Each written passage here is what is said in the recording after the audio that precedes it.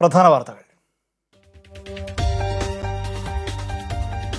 CBSE പരീക്ഷകൾ ജൂലൈയിൽ. 10ാം ക്ലാസ്സിലെയും 12ാം ക്ലാസ്സിലെയും പരീക്ഷകൾ ജൂലൈ 1 മുതൽ.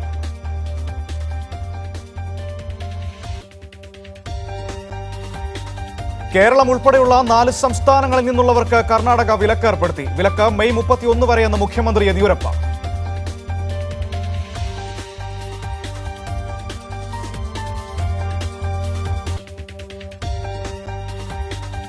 രാജ്യത്ത് കോവിഡ് ബാധിതരുടെ എണ്ണം 96,000 കവിഞ്ഞു. മരണം 3029.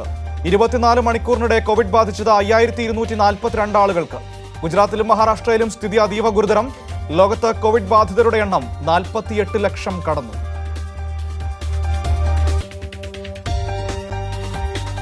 സംസ്ഥാനത്തെ ലോക്ക്ഡൌൺ ഇളവുകൾ ഇന്ന് പ്രഖ്യാപിക്കും. ജില്ലകൾക്കകത്ത് നിയന്ത്രണങ്ങളോടെ ബസ് സർവീസുകൾ ആരംഭിക്കുന്നത് സജീവ പരിഗണനയിൽ. ബാറുകളും ബൾക്ക് ഔട്ട്ലെറ്റുകളും മുഖേനയുള്ള മദ്യവിൽപ്പന മറ്റന്നാൾ ആരംഭിച്ചേക്കും. മുടിവെട്ടാൻ മാത്രമായി ബാർബർ ഷോപ്പുകൾ തുറക്കാനും അനുമതി നൽകിയേക്കും.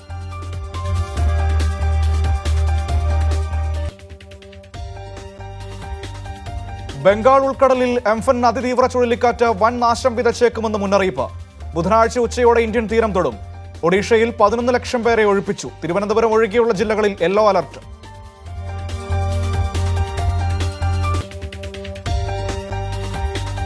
സാമ്പത്തിക പാക്കേജ് പരിഹാരമായില്ല. രാജ്യത്ത് പലായനങ്ങൾ തുടരുന്നു. രാജ്യം പട്ടിണി പടരുമെന്ന ആശങ്കയും.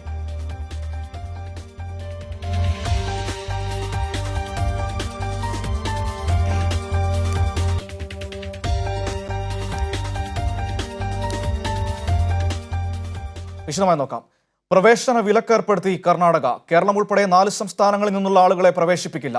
കേരളം, തമിഴ്നാട്, ഗുജറാത്ത്, മഹാരാഷ്ട്ര എന്നീ സംസ്ഥാനങ്ങളിൽ നിന്ന് ആരെയും മെയ് 31 വരെ പ്രവേശിപ്പിക്കില്ലെന്ന് മുഖ്യമന്ത്രി BS യെദ്യൂരപ്പ പറഞ്ഞു. വിവരങ്ങളുമായി ജോയ്സ് ദില്ലിയിൽ നിന്ന് ചേരുന്നുണ്ട്. ജോയ്സ്,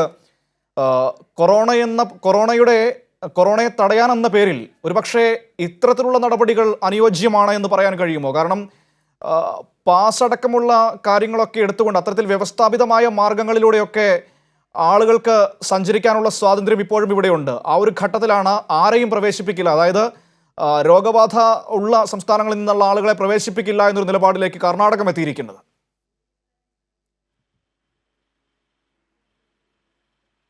ജോയ്സ്, തീർച്ചയായും മനു സൂചിപ്പിച്ച പോലെ തന്നെ ലോക്ക്ഡൌൺ 4ാം ഘട്ടത്തിലേക്ക് പോകുന്ന സാഹചര്യത്തിൽ സംസ്ഥാനങ്ങൾക്ക് മാർഗനിർദ്ദേശങ്ങളിൽ ഇളവ് വരുത്തിയിട്ടുണ്ട്. അതുകൊണ്ട് തന്നെ സംസ്ഥാനങ്ങൾക്ക് തീരുമാനമെടുക്കാം. ആ ഒരു സാഹചര്യത്തിലാണ് ഇപ്പോൾ കർണാടക, കേരളം അടക്കമുള്ള 4 സംസ്ഥാനങ്ങളെ, അവിടെ നിന്നുള്ള ആളുകളെ ഈ ഒരു കർണാടകയിലേക്ക് പ്രവേശിപ്പിക്കില്ല എന്ന് പറയുന്നത്. അതിൽ നമ്മൾ മനസ്സിലാക്കേണ്ട വസ്തുത, തമിഴ്നാട്, ഗുജറാത്ത്, മഹാരാഷ്ട്ര എന്നീ സംസ്ഥാനങ്ങളിൽ അതിതീവ്രബാധിതമായ മേഖലകളുണ്ട്. അതുകൊണ്ട് അവിടെ നിന്ന് ആളുകൾ വന്നാൽ കോവിഡ് പടരാനുള്ള സാധ്യതയുണ്ട് എന്ന് നമുക്ക് മനസ്സിലാക്കാം. പക്ഷേ കേരളത്തിൽ നിന്നുള്ള ആളുകളെ എന്തിനാണ് തടയുന്നത് എന്ന കാര്യം അതിലൊരു വ്യക്തത കുറവ് ഇപ്പോഴും നിലനിൽക്കുന്നുണ്ട്. കാരണം കേരളത്തിൽ അത്ര തീവ്രമായ രീതിയിൽ കോവിഡ് ബാധിക്കുന്ന ഒരു അവസ്ഥ ഇപ്പോഴില്ല. എന്നാൽ രോഗബാധിതരുടെ എണ്ണത്തിൽ അത്ര വർധനവ് മറ്റ് ഈ 3 സംസ്ഥാനങ്ങളെ, മഹാരാഷ്ട്ര, ഗുജറാത്ത്, തമിഴ്നാട് എന്നീ സംസ്ഥാനങ്ങളെ അപേക്ഷിച്ച് ഇപ്പോൾ ഇല്ലാത്തൊരു സാഹചര്യം നിലവിലുണ്ട്. അതുകൊണ്ട് തന്നെ കേരളത്തിൽ നിന്നുള്ള ആളുകളെ എന്തിനു ഒഴിവാക്കണം എന്നൊരു ചോദ്യം ഇപ്പോൾ നിലനിൽക്കുന്നുണ്ട്. ഏതെങ്കിലും രാഷ്ട്രീയപരമായ തീരുമാനത്തിൻ്റെയോ അല്ലെങ്കിൽ അത്തരത്തിലുള്ള നിലപാടാണ് ഇതെന്ന രീതിയിലും സംശയം പ്രകടിപ്പിക്കുന്നവരുണ്ട്. ഏതായാലും വലിയ ആശങ്ക ഇപ്പോൾ ഇക്കാര്യത്തിൽ നിലവിലുണ്ട്. കേരളം ഉൾപ്പെടെ, കേരളം, തമിഴ്നാട്, ഗുജറാത്ത്, മഹാരാഷ്ട്ര എന്നീ 4 സംസ്ഥാനങ്ങളിൽ നിന്നുള്ള ആളുകൾക്ക് കർണാടകയിലേക്ക് മെയ് 31 വരെ പ്രവേശനം ഉണ്ടായിരിക്കില്ല. ഇതുമായി ബന്ധപ്പെട്ട പാസുകളും അനുവദിക്കില്ല എന്ന കാര്യമാണ് ഇപ്പോൾ യെദ്യൂരപ്പ വ്യക്തമാക്കിയിരിക്കുന്നത്. മറ്റു ചില നിർണായകമായ തീരുമാനങ്ങളും ഇപ്പോൾ കർണാടക സർക്കാർ കൈക്കൊണ്ടിട്ടുണ്ട്. സർക്കാർ സ്വകാര്യ ബസ്സുകൾ സർവീസ് നടത്താൻ ആരംഭിച്ചിരിക്കുന്നു. അതിതീവ്രബാധിത മേഖലകളിൽ ഇളവുകൾ നൽകില്ല. കണ്ടെയ്ൻമെന്റ് സോണുകൾ പൂർണ്ണമായും അടച്ചിട്ടുകൊണ്ടാണ് ഇപ്പോൾ കർണാടക മുന്നോട്ട് പോകാൻ തീരുമാനിച്ചിരിക്കുന്നത്. പക്ഷേ എല്ലാ കടകൾക്കും തുറന്ന് പ്രവർത്തിക്കാമെന്ന് കർണാടക സർക്കാർ ഇപ്പോൾ വ്യക്തമാക്കി കഴിഞ്ഞിരിക്കുന്നു.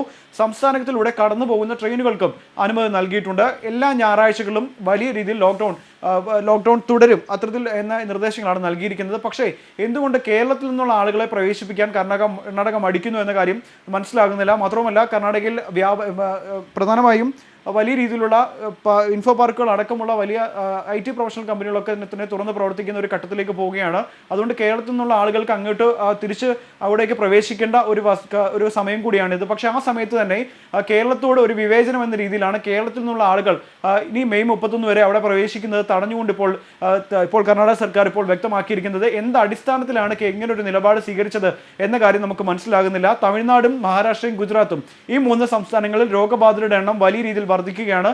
10,000-ന് മുകളിൽ കേസുകൾ റിപ്പോർട്ട് ചെയ്തിട്ടുണ്ട്. അതുകൊണ്ട് ഒരു രോഗബാധ തടയാനുള്ള ശ്രമങ്ങളാണ് എന്ന് വേണമെങ്കിൽ നമുക്ക് പറയാം. പക്ഷേ കേരളത്തിൽ നിന്ന് എന്താണ് ഈ ഒരു കാര്യം തന്നെയാണ് പ്രധാനമായി വരുന്നത്. ഈ പറഞ്ഞതുപോലെ തമിഴ്നാട്ടിൽ നിന്നോ ഗുജറാത്തിൽ നിന്നോ മഹാരാഷ്ട്രയിൽ നിന്നോ വരുന്ന ആളുകളെ വിലക്കുന്നത് ഒരുപക്ഷെ അത്രയധികം രോഗബാധയുള്ള സ്ഥലങ്ങളാണ്.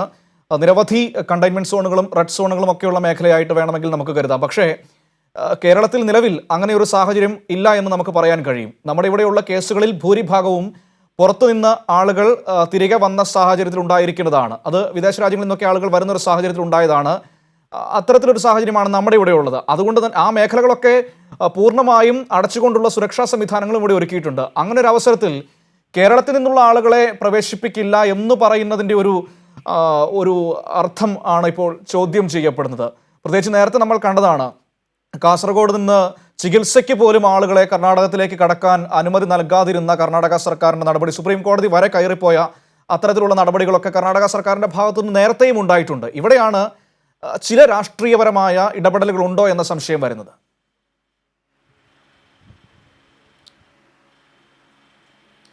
തീർച്ചയായും മനു സൂചിപ്പിച്ച പോലെ അത്തരത്തിലും ഈ വിഷയം നമ്മൾ കാണേണ്ടിയിരിക്കുന്നു. ചികിത്സയ്ക്ക് പോലും അനുമതി നൽകാത്ത കർണാടക സർക്കാർ ഇപ്പോൾ കേരളത്തിൽ നിന്നുള്ള ആളുകൾ മെയ് 31 വരെ പ്രവേശിക്കേണ്ട എന്നൊരു തീരുമാനം കൂടി എടുക്കുമ്പോൾ അതിൽ രാഷ്ട്രീയപരമായ തീരുമാനമാണ് എന്ന് കരുതേണ്ടിയിരിക്കുന്നു. അത്രയ്ക്കും ഭീകരമായൊരു അന്തരീക്ഷം ഒന്നുമല്ല കേരളത്തിൽ നിലനിൽക്കുന്നത്. വളരെ രീതിയിൽ രോഗികളുടെ എണ്ണത്തിൽ അത്ര വർധനവും ഇല്ലാത്ത ഒരു സംസ്ഥാനം കൂടിയാണ് കേരളം. എന്നാൽ മഹാരാഷ്ട്ര, തമിഴ്നാട്, ഗുജറാത്ത് അടക്കമുള്ള സംസ്ഥാനങ്ങളിൽ രോഗബാധിതരുടെ എണ്ണം 10,000 കടക്കുന്ന ഒരു സ്ഥിതി നിലവിലുണ്ട്. പക്ഷേ എന്തുകൊണ്ടാണ് അവിടെയുള്ള ആളുകൾക്ക് പ്രവേശിപ്പിക്കരുത് എന്ന് പറയുമ്പോൾ രോഗബാധിതരുടെ ഒരു കണക്കിലെടുത്താണ്, രോഗവ്യാപനം കണക്കിലെടുത്താണ് അത്തരത്തിലൊരു തീരുമാനം എന്ന് നമുക്ക് പറയാൻ കഴിയും. പക്ഷേ എന്തുകൊണ്ടാണ് കേരളത്തിൽ നിന്നുള്ള ആളുകൾ പ്രവേശിക്കരുത് എന്ന കാര്യം നമുക്ക് ഇതുവരെ മനസ്സിലായിട്ടില്ല. കാരണം ലോക്ക്ഡൌണിൽ മലയാളികളടക്കം നിരവധി പേർ ബാംഗ്ലൂരിൽ ഇപ്പോഴും കുടുങ്ങിക്കിടക്കുന്നുണ്ട്. അവരുടെ അടുത്തേക്ക് എത്താൻ ബന്ധുക്കളടക്കം ശ്രമിക്കുന്ന ഒരു ഘട്ടത്തിലാണ് ഇപ്പോൾ കേരളത്തിൽ നിന്നുള്ള ആളുകൾ അവിടേക്ക് ചെല്ലണ്ട എന്നിപ്പോൾ അറിയിച്ചിരിക്കുന്നത്. അത് വലിയ രീതിയിലൊരു ആശയക്കുഴപ്പം ഉണ്ടാക്കുന്നുണ്ട്. ഏതായാലും സംസ്ഥാന തലത്തിൽ ചർച്ചകൾ നടക്കുമെന്നാണ് നമ്മൾ പ്രതീക്ഷിക്കുന്നത്. നേരത്തെ ചികിത്സയ്ക്കടക്കം കർണാടകയിലേക്ക് കേരളത്തിൽ നിന്നുള്ളവർ പ്രവേശിക്കരുത് എന്ന നിർദ്ദേശം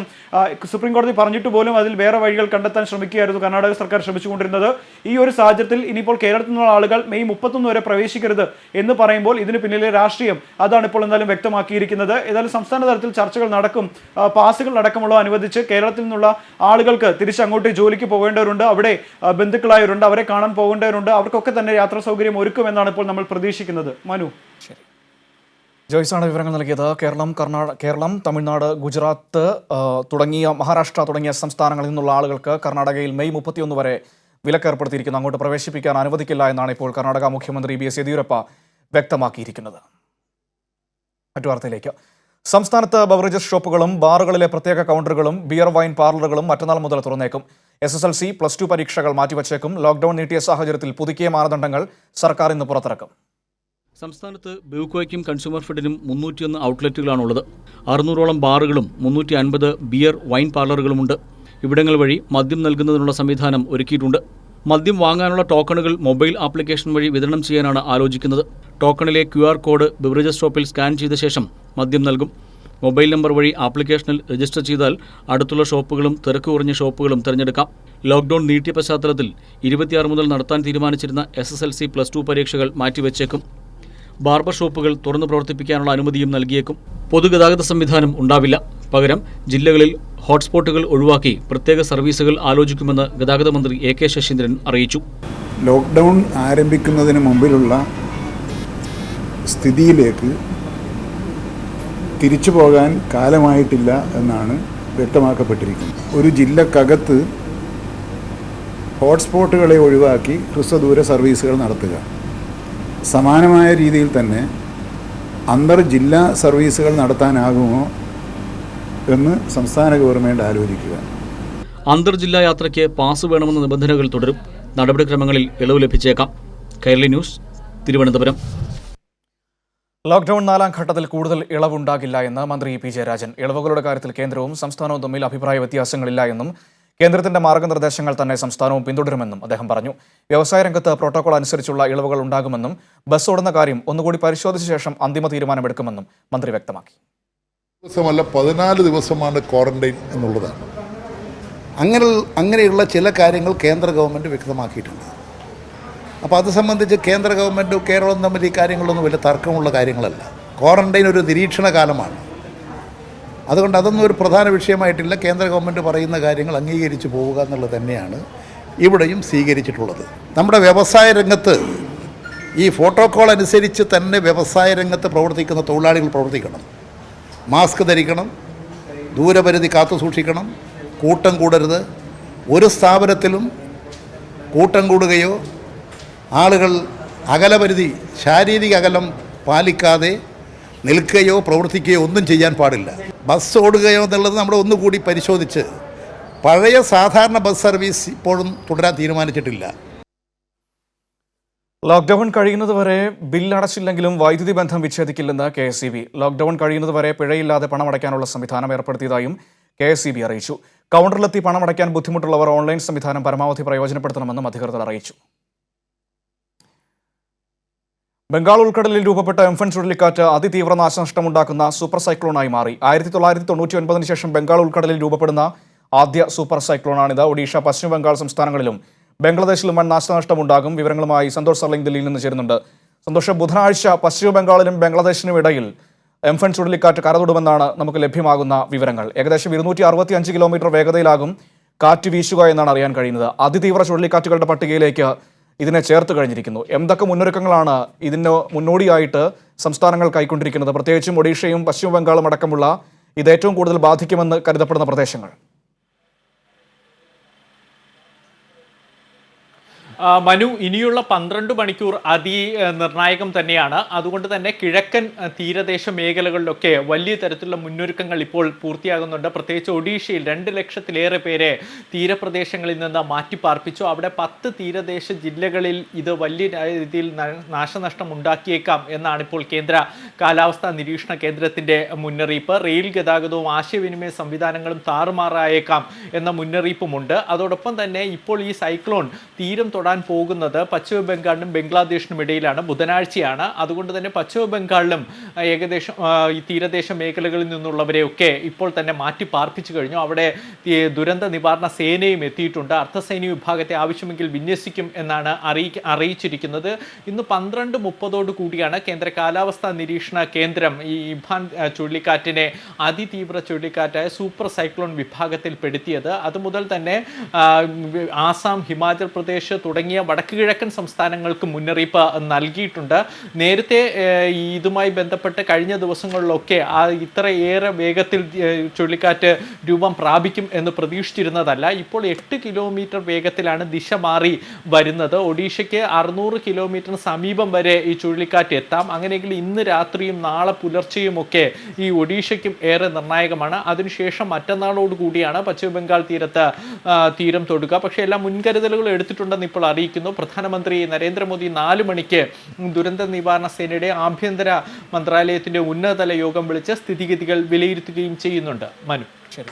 സന്തോഷ് സർലിംഗാണ് ദില്ലിയിൽ നിന്ന് വിവരങ്ങൾ നൽകിയത്. അതോടൊപ്പം തന്നെ കേരളത്തിലും ഇന്നു മുതൽ 22-ാം തീയതി വരെ സംസ്ഥാനത്തെ വിവിധയിടങ്ങളിൽ ഇടിമിന്നലോട് കൂടിയ മഴയ്ക്കും ചില നേരങ്ങളിൽ പൊടുന്നനെ വീശിയടിക്കുന്ന കാറ്റിനും സാധ്യതയുണ്ടെന്ന് കേന്ദ്ര കാലാവസ്ഥാ വകുപ്പ് മുന്നറിയിപ്പ് നൽകിയിട്ടുണ്ട്. സംസ്ഥാന ദുരന്ത നിവാരണ അതോറിറ്റി പുറപ്പെടുവിക്കുന്ന ഇടിമിന്നൽ ജാഗ്രതാ നിർദ്ദേശങ്ങൾ കർശനമായി പാലിക്കണമെന്നും മുന്നറിയിപ്പുണ്ട്. വിവരങ്ങളുമായി ഷീജ ചേരുന്നു. ഷീജ, എംഫൻ ചുഴലിക്കാറ്റിന്റെ പശ്ചാത്തലത്തിൽ സംസ്ഥാനത്തും ജാഗ്രതാ നിർദ്ദേശം നൽകിയിരിക്കുകയാണ്.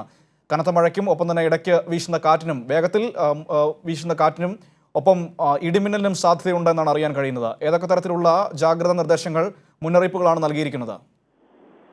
മനോജ്, ചുഴലിക്കാറ്റിന്റെ പ്രഭാവത്താൽ കേരളത്തിൽ വിവിധയിടങ്ങളിൽ ശക്തമായ കാറ്റിനും മഴയ്ക്കും സാധ്യതയുണ്ട് എന്ന് തന്നെയാണ് കേന്ദ്ര കാലാവസ്ഥാ വകുപ്പ് അറിയിച്ചിരിക്കുന്നത്. 13 ജില്ലകളിലാണ് യെല്ലോ അലർട്ട് പ്രഖ്യാപിച്ചിട്ടുള്ളത്. ഇന്ന് മാത്രം കൊല്ലം, പത്തനംതിട്ട, ആലപ്പുഴ, കോട്ടയം, എറണാകുളം, ഇടുക്കി, തൃശൂർ, കോഴിക്കോട്, പാലക്കാട്, മലപ്പുറം, വയനാട്, കണ്ണൂർ, കാസർഗോഡ് ഇത്രയും ജില്ലകളിലാണ് യെല്ലോ അലർട്ട് പ്രഖ്യാപിച്ചിട്ടുള്ളത്. നാളെ കൊല്ലം, പത്തനംതിട്ട, ആലപ്പുഴ, കോട്ടയം, എറണാകുളം, ഇടുക്കി, തൃശൂർ, പാലക്കാട്, മലപ്പുറം എന്നീ ജില്ലകളിലും യെല്ലോ അലർട്ട് പ്രഖ്യാപിച്ചിട്ടുണ്ട്.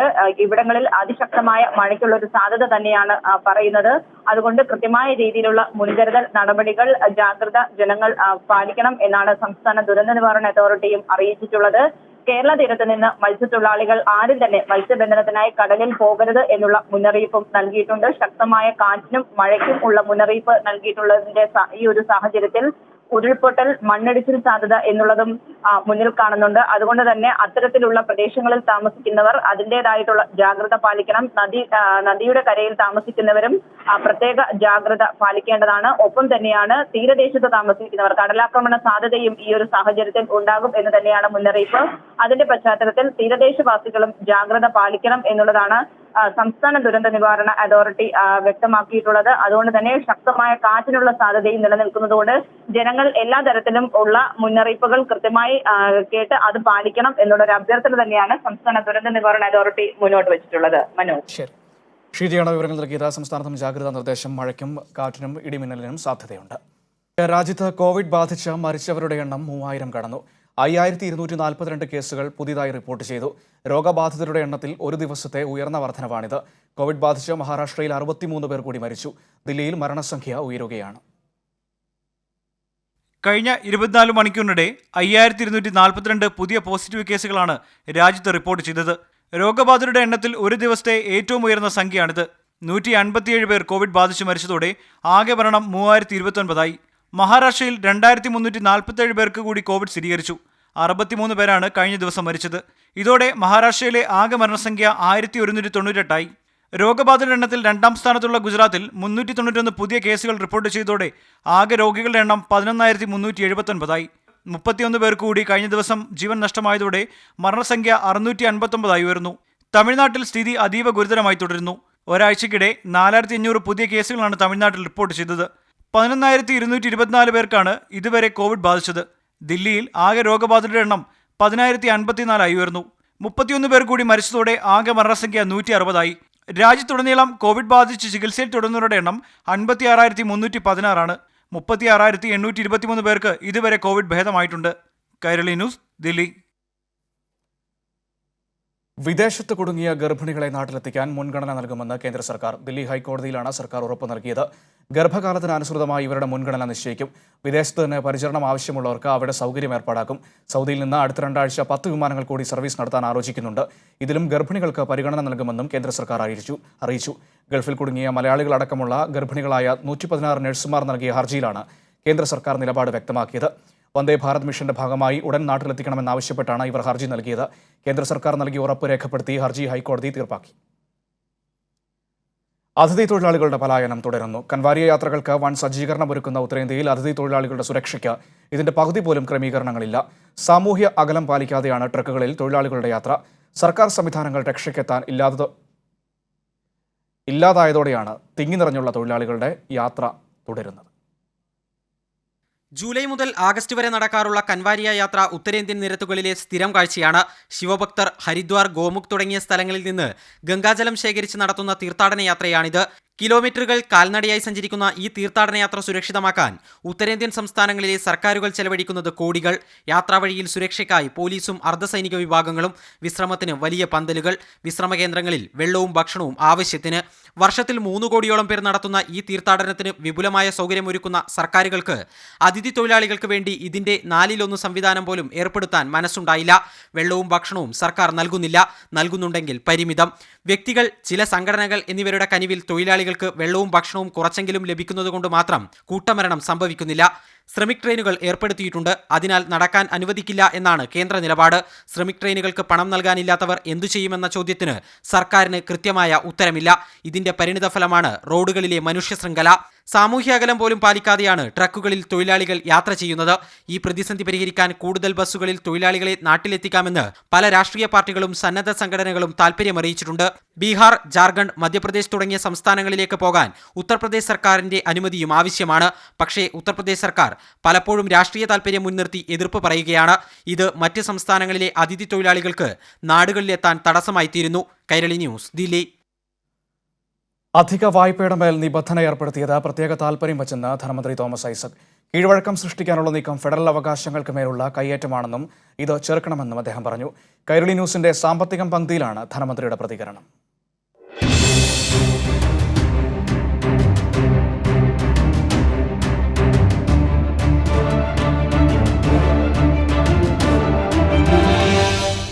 കേന്ദ്ര ഉത്തേജക പാക്കേജ് 5-ാം ദിവസം. ഇന്നത്തെ ഏറ്റവും പ്രധാനപ്പെട്ട പ്രഖ്യാപനം സംസ്ഥാനങ്ങളുടെ വായ്പാ പരിധി 3% നിന്ന് 5% ഉയർത്തിയതാണ്. ഇത് അനിവാര്യമായിരുന്നു. ഈ ചെയ്തില്ലെങ്കിൽ കേരളം മാത്രമല്ല എല്ലാ സംസ്ഥാനങ്ങളെയും ഭരണം സ്തംഭിക്കും. എൻ്റെ പ്രതികരണത്തെക്കുറിച്ച് 2 വിമർശനം വന്നിട്ടുള്ളത്. ചിലർ നിങ്ങളെന്തിനത് സ്വാഗതം ചെയ്യുന്നത്? കേരളം ആവശ്യപ്പെട്ട കാര്യമാണ്, അപ്പോൾ അത് ചെയ്യുമ്പോൾ സ്വാഗതം ചെയ്യണ്ടേ? അപ്പോൾ വേറെ ചിലർ അങ്ങനെയല്ല. പിന്നെ എന്തിനാണ് നിങ്ങളിതിനെ വിമർശിക്കുന്നത്? അതെ, കാരണം ഈ അധിക വായ്പ ലഭിക്കണമെങ്കിൽ ചില നിബന്ധനകൾ പാലിച്ചേ പറ്റൂ. മുൻ മന്ത്രി കണ്ണന്താനം പറയുന്നത് കേട്ടു, IMF പോയ നിബന്ധന ഉണ്ടാവില്ല, ബാങ്കിൽ പോയ നിബന്ധന ഉണ്ടാവില്ല, നമ്മൾ വേറെ ആളിന്ന് കടം മേടിക്കുമ്പോൾ അവർ കണ്ടീഷൻസ് പറയില്ല. അയ്യോ, ഇത് കേന്ദ്രവും സംസ്ഥാനവുമാണെന്ന്, അല്ലാതെ IMFൻ്റെയോ അല്ലെങ്കിൽ ബാങ്കിൻ്റെ അടുത്തോ അല്ല സംസ്ഥാനം പോകുന്നത്. ഭരണഘടന ഓരോരുത്തർക്കും ഓരോ ചുമതലയൊക്കെ നിശ്ചയിച്ചിട്ടുണ്ട്, അതിൽ ഈ കണ്ടീഷൻ വെപ്പൊന്നുമില്ല. അതുകൊണ്ടാണ് കേന്ദ്ര സർക്കാർ കഴിഞ്ഞ ഇപ്പോഴത്തെ ഫിനാൻസ് കമ്മീഷനോട് ഇങ്ങനെ വായ്പ കൊടുക്കുമ്പോൾ നിബന്ധനകൾ വെക്കാമോ എന്ന് പരിശോധിക്കണമെന്ന് പറഞ്ഞു. ഫിനാൻസ് കമ്മീഷൻ കൊത്താനേ പോയി. ഇപ്പോൾ ഫിനാൻസ് കമ്മീഷൻ തള്ളിക്കളഞ്ഞത് ഇന്നിപ്പോൾ കോവിഡിൻ്റെ മറവുപയോഗിച്ച് നാട്ടിൽ നടപ്പാക്കിയത്.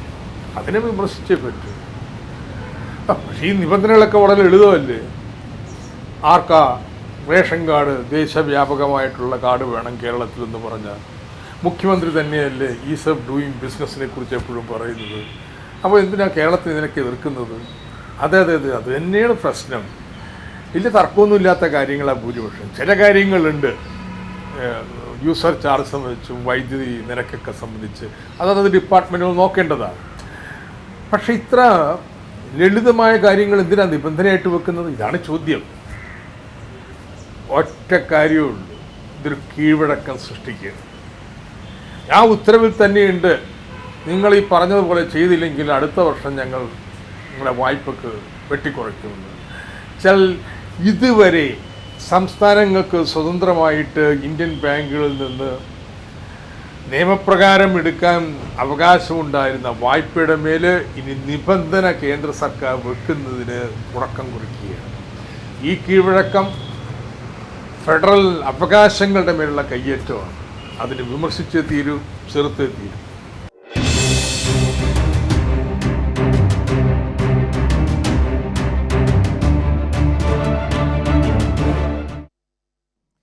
സ്വാമി വിശ്വഭദ്രാനന്ദ ശക്തിബോധിയുടെ മാതാവ് ചെറാട്ട് വീട്ടിൽ സരോജിനിയമ്മ കൊടകരയിൽ അന്തരിച്ചു. 82 വയസ്സായിരുന്നു. സംസ്കാരം ഇന്ന് വൈകിട്ട് 4 മണിക്ക് പാറമേക്കാവ് പൊതുശ്മശാനത്തിൽ നടക്കും.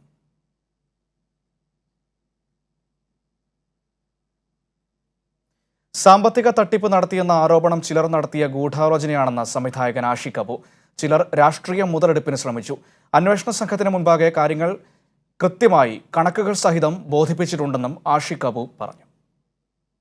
കൊച്ചിയിൽ പ്രത്യേകിച്ചും ഇടതുപക്ഷ ആശയങ്ങളുമായിട്ട് ഒന്നിച്ചു പോകുന്ന ഇടതുപക്ഷ സഹയാത്രികരായിട്ടുള്ള ആളുകളുടെ നേതൃത്വത്തിൽ ഒരു സംഗീതജ്ഞരുടെ വലിയൊരു വേദി ഉണ്ടാകുന്നു എന്നുള്ളത് എനിക്ക് തോന്നുന്നത് പല രീതിയിലുള്ള രാഷ്ട്രീയ സ്വാസ്ഥ്യങ്ങൾക്കും കാരണമായി കാണും. അതുകൊണ്ടാണ് അത് പൊതുജനങ്ങൾക്ക് അറിയാവുന്നതാണ്. അതിനിപ്പോൾ ഔദ്യോഗികമായൊരു വിശദീകരണവും അന്വേഷണവും നടന്നു കഴിഞ്ഞു, സത്യം ബോധ്യപ്പെട്ടു കഴിഞ്ഞു. മുതലെടുക്കാൻ കഴിഞ്ഞോ എന്ന് എനിക്കറിയില്ല. മുതലെടുപ്പ് നടക്കണമെങ്കിൽ എന്തെങ്കിലും തരത്തിലുള്ള അത്തരം ഒരു സംഗതി തെളിയണമല്ലോ. അതിനുള്ളൊരു ശ്രമമായിരുന്നു, അത് സത്യം കൊണ്ട് പരാജയപ്പെട്ടു. മുഖ്യമന്ത്രിയുടെ ദുരിതാശ്വാസ നിധിയിലേക്ക് സംഭാവന നൽകാനായി മത്സ്യവിപണനം നടത്തി ഡിവൈഎഫ്ഐ പ്രവർത്തകർ. തിരുവനന്തപുരം നേമം മേഖലാ കമ്മിറ്റിയാണ് മത്സ്യവിപണനം നടത്തിയത്. ജനങ്ങളുടെ ഭാഗത്തു നിന്ന് മികച്ച പിന്തുണയാണ് ഇവർക്ക് ലഭിച്ചത്. തിരുവനന്തപുരം നേമത്തെ കുളകുടിയാർക്കോണം, നേമം സ്റ്റുഡിയോ റോഡ്, പൂഴിക്കുന്ന്, കോലിയക്കോട് പ്രദേശങ്ങളിൽ രാവിലെ 7 മുതൽ 10 മണിവരെയാണ് ഡിവൈഎഫ്ഐ പ്രവർത്തകർ മത്സ്യവിപണനം നടത്തിയത്. മത്സ്യത്തൊഴിലാളികളായ സുജിത്ത്, സാജൻ എന്നിവർ പങ്കുവച്ച ആശയം ഡിവൈഎഫ്ഐ നേമം മേഖലാ കമ്മിറ്റി ഏറ്റെടുക്കുകയായിരുന്നു. വിഴിഞ്ഞത്ത് നിന്നുമാണ് ഇവർ മത്സ്യമെടുക്കുന്നത്. മത്സ്യം വിറ്റുകിട്ടുന്ന ലാഭം മുഖ്യമന്ത്രിയുടെ ദുരിതാശ്വാസ നിധിയിൽ സംഭാവന ചെയ്യുകയാണ് ലക്ഷ്യം. ഡിവൈഎഫ്ഐ നേമം മേഖലാ കമ്മിറ്റിയുടെ ആഭിമുഖ്യത്തിൽ നടക്കുന്ന മത്സ്യവിപണനമാണ് ഇവിടെ നടക്കുന്നത്. അതിൻ്റെ ഈ മത്സ്യം വിറ്റ് കിട്ടുന്ന കാശിൻ്റെ ലാഭവിഹിതം മുഖ്യമന്ത്രിയുടെ ദുരിതാശ്വാസ നിധിയിലേക്ക് സംഭാവന ചെയ്യാനാണ് DYFI നിയമമേല കമ്മിറ്റി തീരുമാനിച്ചിരിക്കുന്നത്. പ്രവർത്തകരുടെ ഉദ്യമത്തിന് ജനങ്ങളുടെ ഭാഗത്തു നിന്ന് മികച്ച പ്രതികരണമാണ് ലഭിച്ചത്. വരും ദിവസങ്ങളിൽ കൂടുതൽ കച്ചവടം നടത്തി നല്ലൊരു തുക മുഖ്യമന്ത്രിയുടെ ദുരിതാശ്വാസ നിധിയിലേക്ക് സംഭാവന ചെയ്യുകയാണ് ഈ യുവാക്കളുടെ ലക്ഷ്യവും. കൈരളി ന്യൂസ്, തിരുവനന്തപുരം. വാർത്തകൾ കഴിഞ്ഞു. നമസ്കാരം.